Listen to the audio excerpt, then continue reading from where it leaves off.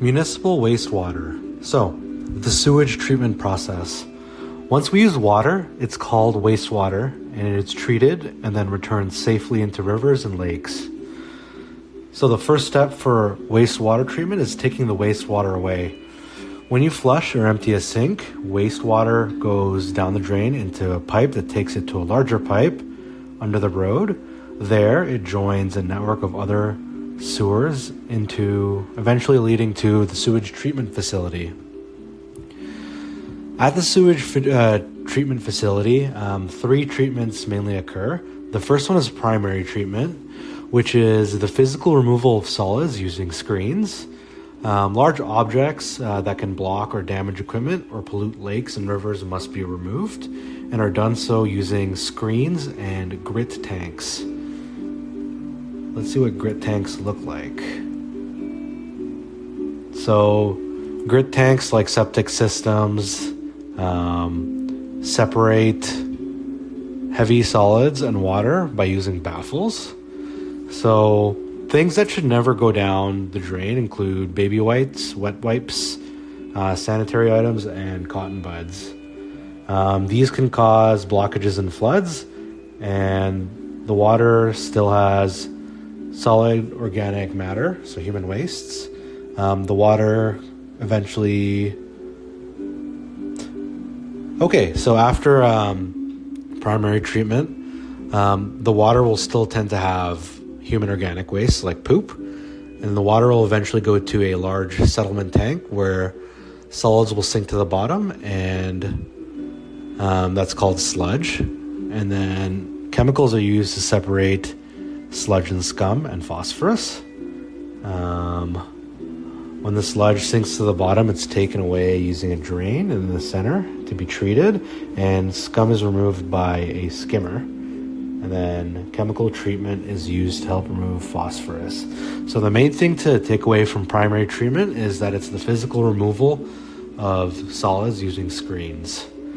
Next is secondary treatment, which is a biological process. These processes are used to break down organic matter. So large and visible bits of sludge have been removed, but still need to be taken out. Need to take out smaller bits and microorganisms. Some ways to do this is we pump air into water, which gives aerobic bacteria energy needed to break down organic matter and absorb nutrients. So aerated water, again, promotes useful bacteria to break down smaller sludge and also potentially disable harmful bacteria. Again, these bacteria, the aerobic bacteria, will outgrow the pathogens and consume them. Coagulants and flocculants are also added to help separate scum and sludge. So tertiary treatment is adding chemicals to remove nutrients from water, and the nutrients of concern are nitrates and phosphorus. Afterwards, the water goes to a final settlement tank where aerobic bacteria settle at the bottom, forming sludge, which is then reused back into the secondary treatment.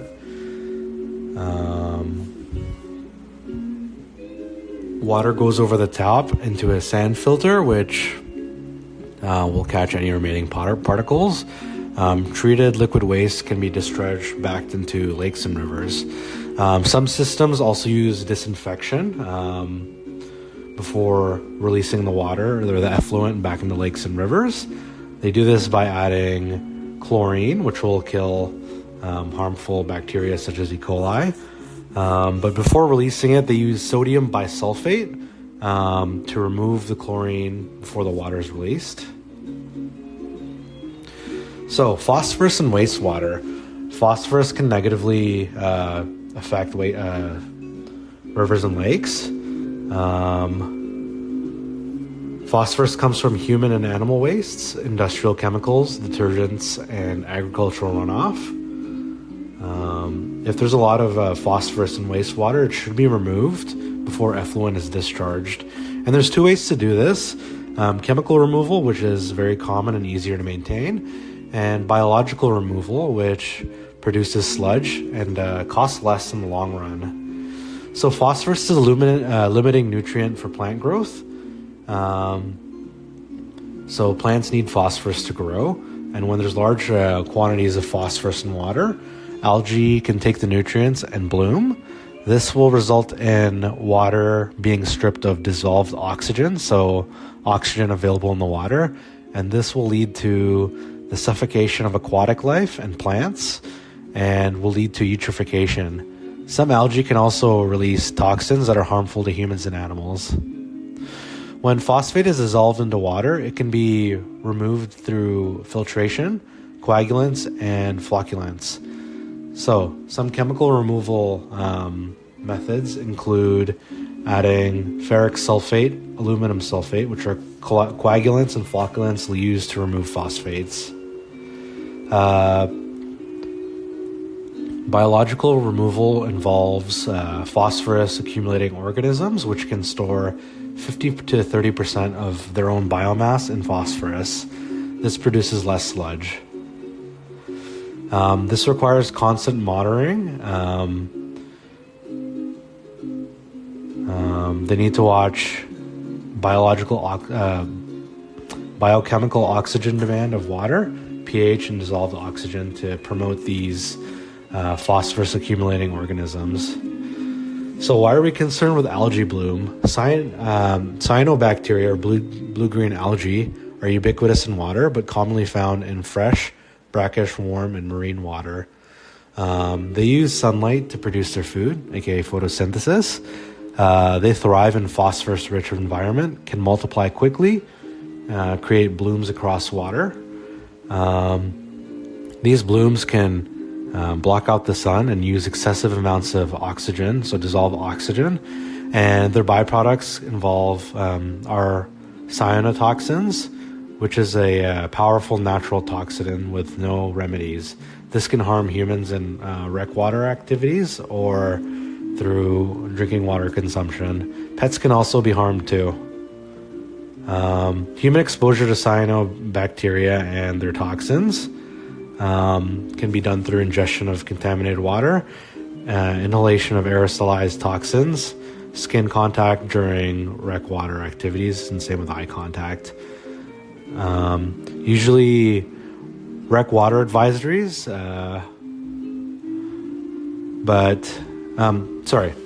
they're usually found through rec water activities, but they can also be detected in tap waters and can result in drinking water advisories and exposures at home.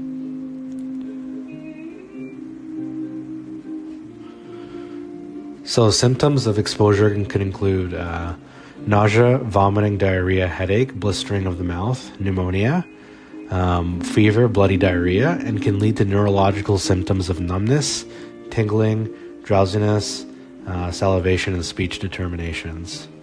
So, trihalomethanes, these are a group of compounds found in chlorinated water that is drawn from a source of high level of organic materials. These are byproducts of water disinfection. So if there's a lot of organic materials in chlorinated water, trihalomethanes will be produced. The concern with trihalomethanes is that they are a carcinogen. So wastewater release. The collection of sewage water is designed for normal volume in normal conditions. So normally sewage systems can handle a certain amount of water. It's not designed to handle large volumes of inflow of water, and large volumes of water can arise through storms, floods, and increased groundwater activity. So the release of water is any overflow or spill of wastewater into the environment. This is unauthorized and can be from sewer overflows from plugged collection systems, pumping untreated water out of manholes to a ditch, sanitary sewer overflow from rain or snowmelt, or even electrical failures. So bypasses are the intentional diversion of waste stream from the facility. It's usually not allowed except in rare circumstances. Wastewaters come into lakes and rivers through authorized outfalls. This is only done when there's no feasible way to reroute or contain wastewater. When wastewater is overflowing, it has to go somewhere, and operators release untreated waters. And it's usually a last result. Diluted or released wastewater can also contain pathogens and harmful chemicals. During floods, wastewater treatment is stopped because it's unavoidable. Flood waters are very diluted and lessens the risk of hazards. So again, bypasses are when wastewater plants have to release treated or partially untreated wastewaters to local waters. This happens when the incoming flow exceeds the plant's capacity during floods or big thaw events. By doing this, we prevent the sewage system getting damaged through protecting electrical equipment used to process the water. Increased water flow can overwork them or lead to water damage. Too much water can also affect bacteria in secondary treatment. This is called a washout. This can lead to days or weeks of malfunctioning systems.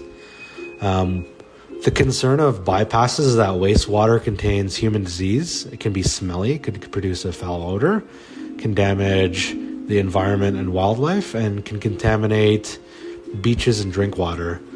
Any bypass should be reported to the Ministry of Environment, Conservation and Parks or Public Health.